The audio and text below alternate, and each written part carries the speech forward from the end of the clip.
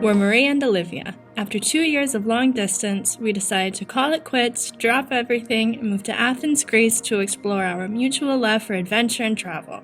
Come explore with us and see where we go next.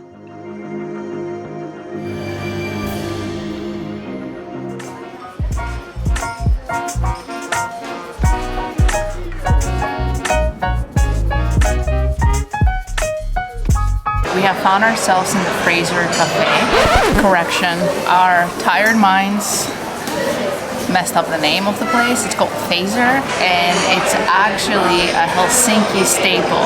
It's been around since 1897, and it's actually not from a Finnish person. He was French-Russian, and he opened up the chocolate bakery pastry shop here in this very location that we're at. So this location is the first one. It's very old, and it seems to be the #1 chocolate brand here in Finland because we see this brand everywhere, and we haven't tried it yet.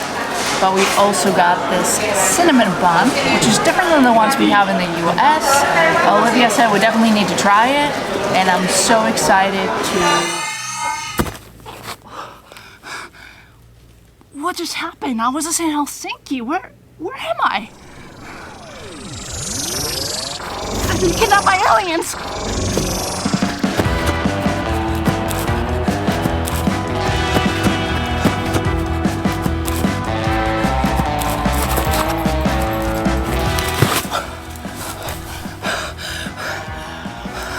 I think I lost them for now.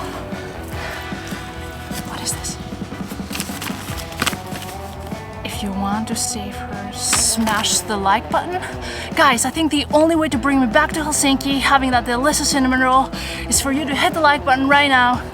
Subscribe to the channel if you haven't already. All that stuff helps us out so much, so we can continue going to cool places and taking you with us. Oh no, they're here.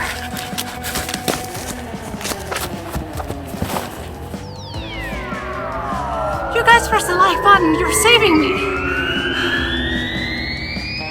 To get a taste of this, because I've been craving it all day ever since Olivia said it. So, yeah, wanna have the first bite? Here you go. It looks so good. Got a coffee to have with it because we have another late night tonight.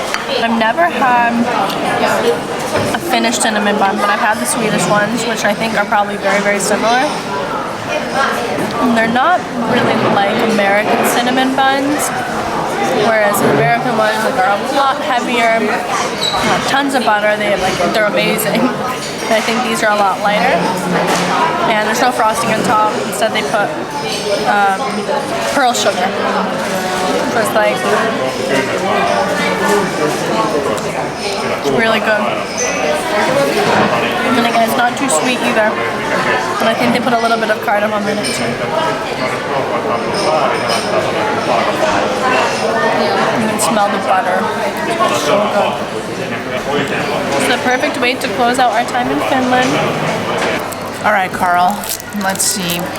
How's your chocolate?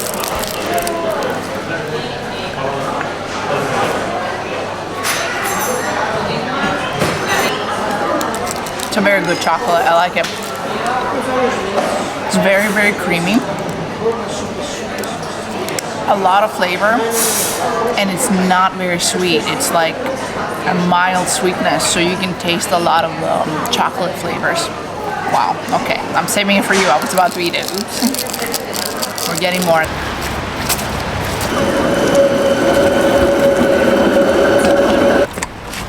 A few more fun facts about Finland and Helsinki. So Finland was the first country in Europe to give the right to women to vote, which is pretty neat. And what I found super, super interesting, because this is a country that is just all about their people, and you can just really tell how happy everyone is. I don't think we've seen a grumpy Finnish person in our time here. Maybe one, but we have interacted with a lot of them, and they seem so genuinely happy. And I know we keep saying that, but Finland is a great example of what an egalitarian society should be and how they've done it right.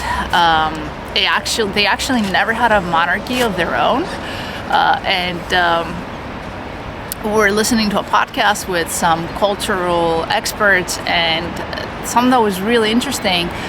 First of all, they love music and opera. They have the most operas in the world. We gotta check that, but it's like a crazy amount compared to the amount of people that they have living here.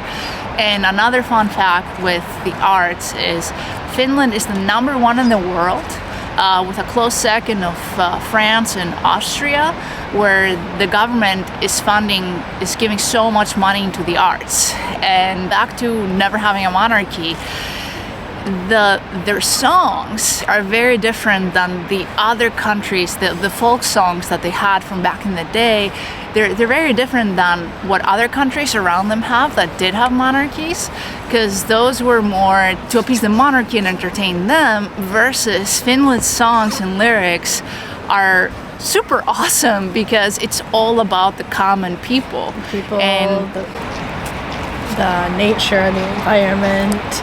Yeah, and like they're saying that it's like everyone is so equal. You can literally go into a sauna and be with the ex-prime minister, a cleaner, and a banker, and they're all equal, especially when they're in the sauna. Yeah.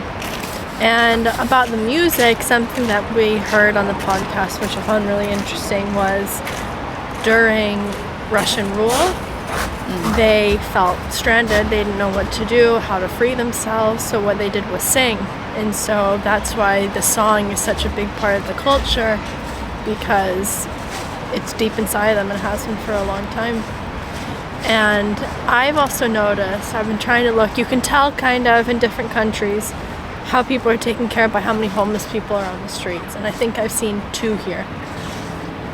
We also obviously haven't been here that long, but... And it's also colder climate, so typically during cold weather you don't see that they're in shelter. Okay, and last fact for me, and I think this is one of the coolest ones, and it has to do with the egalitarian society and the equality that you can find in the Finnish culture. If you get a speeding ticket in Finland, it's not like a standard fee. It's based on your income. So if you are a very low income, your speeding ticket can be 10 euro, 20, 30 euro. But if you're a millionaire, the fines can be 100,000.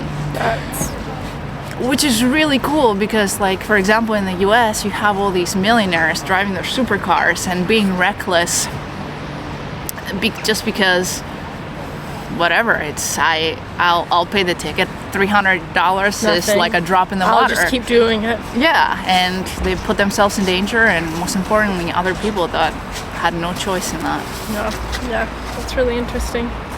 Thanks, Maria. That's what I'm here for. Cool facts. In the Nordic countries and the Scandinavian countries, there's a lot of different terms. It's like an overall feeling of different things in the countries. And one of the biggest ones here that I think a lot of the other Nordic countries follow as well, or that's in them, is a concept called Sisu. I'm sorry if I'm saying that wrong, but they say it's something that the Finns are very, very proud of. And it's pretty much just the innate belief in something inside of them, that it's grit and determination and bravery, that no matter what comes your way, you can do it, you can get through it. And on the podcast, I remember they said, if say there's a wall and you need to get to the other side, so many people would find ways to go around or over or something else, and they say the Finns would just smash through the wall and walk through. And I just gotta say, being here, I love the language. It just sounds so cool. Yeah. It sounds so different yet like familiar.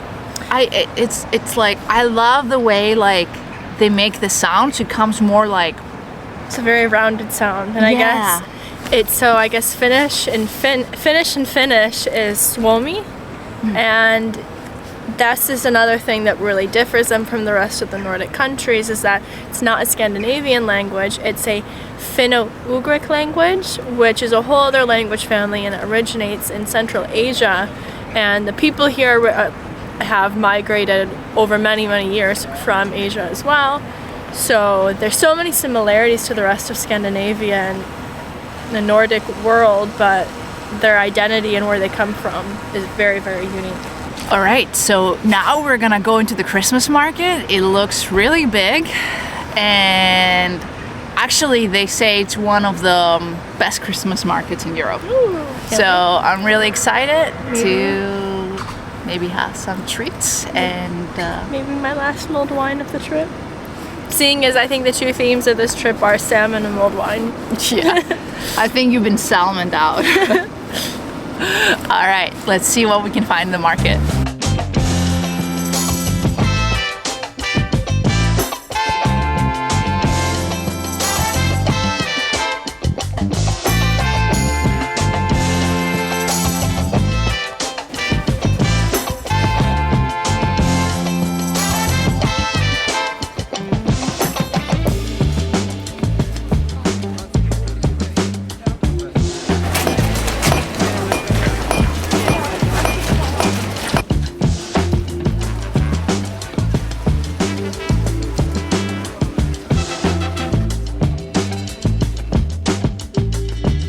It is officially mulled wine o'clock. My favorite time of day, my favorite time of year. This one, so it's a bit pricier here for mulled wine because normally the glögi, they call it, is without alcohol. So if you're getting it with alcohol, you're paying for it to be added in. And this has like 2 shots of something, I don't know what, but it's very nice. The smell isn't nice, but it tastes different than it smells. Yeah, it smells like cumin, you're right. I just got the whiff of that. But it doesn't taste of it.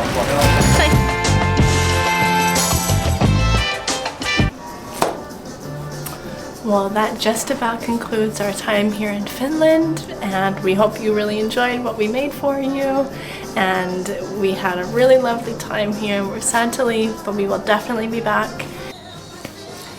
And now it's time to go to the airport, catch our flight and our 15-hour trip.